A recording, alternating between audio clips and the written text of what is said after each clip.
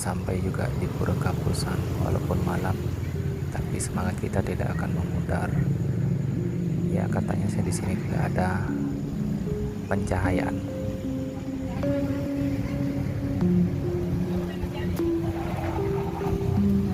Kita berjalan menuju ke pura. Ada sedikit cerita yang saya rangkum menurut beberapa sumber yang sempat saya pelajari atau saya baca. Perjalanan Dangyang Dwijendra hingga ke Pulau Lombok merupakan lanjutan dari perjalanan beliau dari tanah Jawa dan Bali. Beliau memang kerap berpindah-pindah tempat dari daerah Daha, kemudian ke Pasuruan, Blambangan, terus ke kawasan Pulau Bali bagian barat Jemberana, kira-kira sekitar tahun Caka 1411. Keberadaan pura itu memiliki nilai sejarah dan spiritual sebagai bagian dari perjalanan suci Dangyang Dwijendra yang usai menyusuri pantai-pantai di Bali, dikatakannya sebelum beliau yang disebut pula sebagai Ide Paranda Sakti Wau Rauh, kemudian beliau melanjutkan perjalanan sampai Batu Belong. Pertama kali memasuki kawasan Tanjung Ukur dan Kapusan, beliau melanjutkan perjalanan menuju Lingsar dan Suronadi.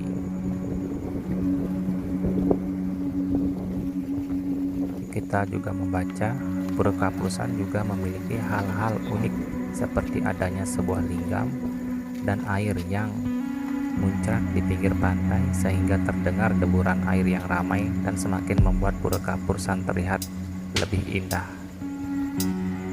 Di sepanjang perjalanan ada beberapa penampakan mungkin yang bisa dilihat secara kasat mata. Contohnya seperti penampakan berikut ini. Terlihat sinar merah. Saya juga tidak tahu itu apa. Apakah itu pantulan atau apa? Kalau yang menonton merasa itu sebuah penampakan, tulislah di kolom komentar itu penampakan sebuah cahaya, berasal dari mana atau wujudnya seperti apa. Secara penglihatan batin di area luar pura juga memang kerap terjadi atau terlihat banyak penampakan. Kita bisa melihat sebuah batu dengan lubang menyerupai wajah yang sangat unik, dan melihat dari luar ada berupa linggam siwa. Nanti kita melihat linggam itu lebih dekat. Walaupun di luar sini banyak sekali penampakan, tapi mereka tidak akan mengganggu dan memang tidak berniat untuk mengganggu kita, apalagi jalan kita menuju untuk persembahyangan.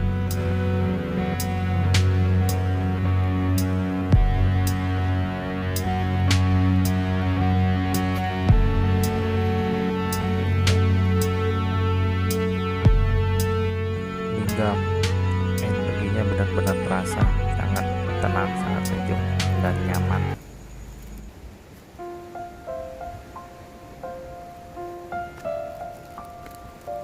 Ya, kita memasuki area pura bagian dalam.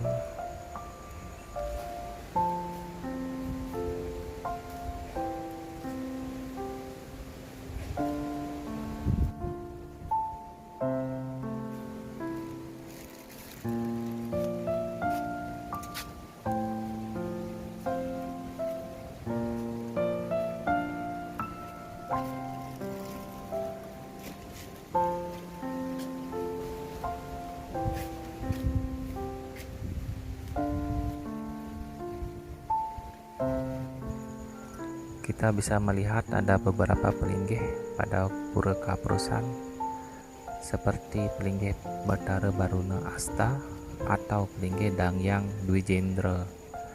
Pelinggih Gunung Agung juga ada. Nanti kita lihat masing-masing pelinggih ada namanya juga atau keterangan nama di setiap pelinggih.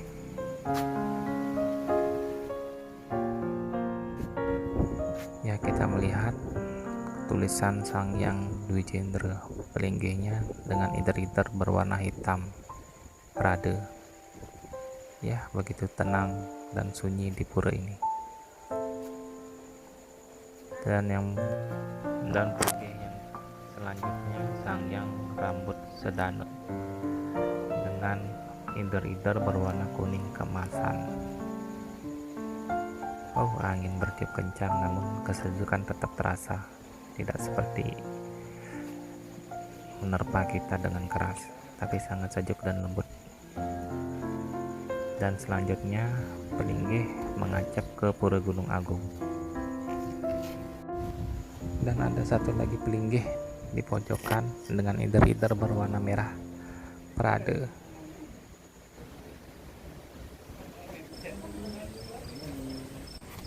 Sebelum kita melakukan persembahyangan Trisandil ataupun Pancasebah, terlebih dahulu kita maturan atau mengaturkan canang dan banten lainnya.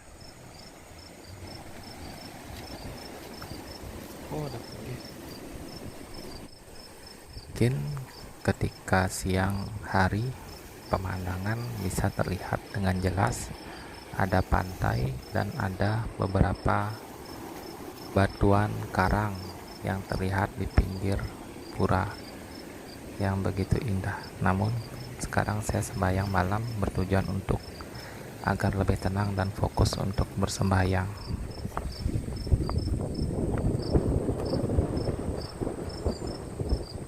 Suasana di pantai ataupun di pinggir pantai yang begitu indah, walaupun gelap, dipenuhi dengan suara binatang malam dan angin, namun kesejukan di hati tetap terasa.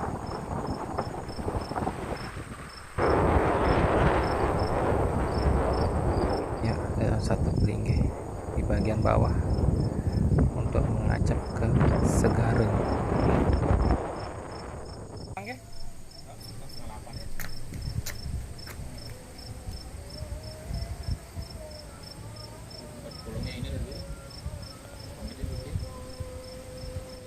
Selain terdapat Pelinggih tersebut, juga terdapat adanya Bali Pekemitan atau Pesandegan dan Bali Pewedaan.